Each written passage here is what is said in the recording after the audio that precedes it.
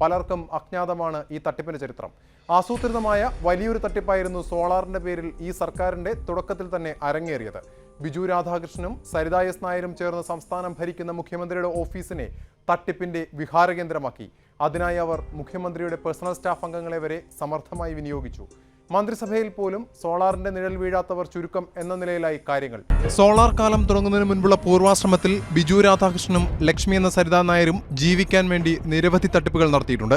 2005 കൊല്ലം ജില്ലയിലെ ഒരു സ്വകാര്യ ധനകാര്യ സ്ഥാപനത്തിൽ ഒരുമിച്ച് ജോലി ചെയ്യുമ്പോഴാണ് സരിതയും ബിജുവും ആദ്യമായി അടുക്കുന്നതും പിന്നീട് തങ്ങളുടെ കഴിവുകൾ തിരിച്ചറിയുന്നതും.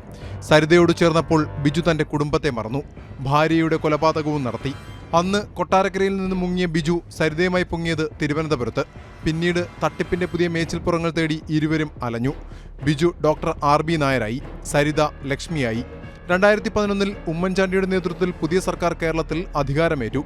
ബിജു സരിത തട്ടിപ്പ് ദ്വയത്തിന്റെ ശുക്രൻ അവിടെ ഉദിച്ചു. വൈദ്യുതി പ്രതിസന്ധി മറികടക്കാൻ സോളാർ ഊർജ്ജമെന്ന ആശയം ചർച്ചയാകുന്ന കാലം. സോളാർ പദ്ധതികൾക്ക് കേന്ദ്ര സംസ്ഥാന സർക്കാരുകൾ കോടികൾ സബ്സിഡി നൽകുന്നു. കേരളത്തിൽ ആകെ 25 കമ്പനികൾക്ക് മാത്രമാണ് അംഗീകാരം. ഇവിടെയാണ് തട്ടിപ്പിന്റെ ആസൂത്രണം തുടങ്ങിയത്. ടീം സോളാർ എന്ന പേരിൽ ഒരു കമ്പനി ബിജുവും സരിതയും ചേർന്ന് തുടങ്ങുന്നു. ഒറ്റനോട്ടത്തിൽ അന്തർദേശീയ കമ്പനിയുമായി സാമ്യം.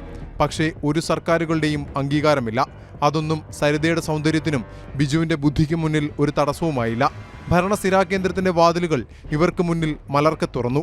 2011 ജൂണിൽ മുഖ്യമന്ത്രിയുടെ ഓഫീസിൽ സോളാർ ചർച്ചകൾക്കായി സരിത എത്തുന്നു. ആ ബന്ധം വളർന്ന് വലുതായി.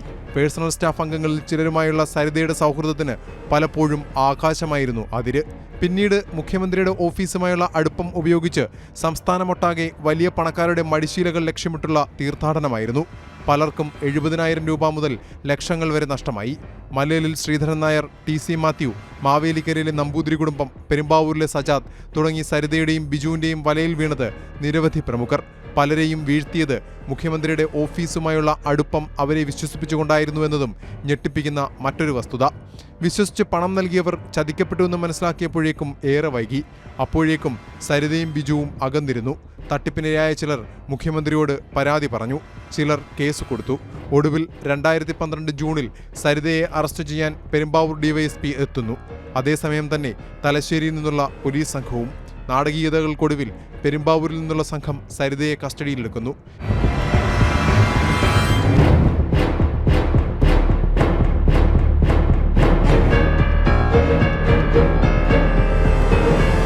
കസ്റ്റഡിയിലാകുന്നതിന് തലേ ദിവസവും സരിത മുഖ്യമന്ത്രിയുടെ വസതിയിലേക്ക് ഫോൺ ചെയ്തിരുന്നു.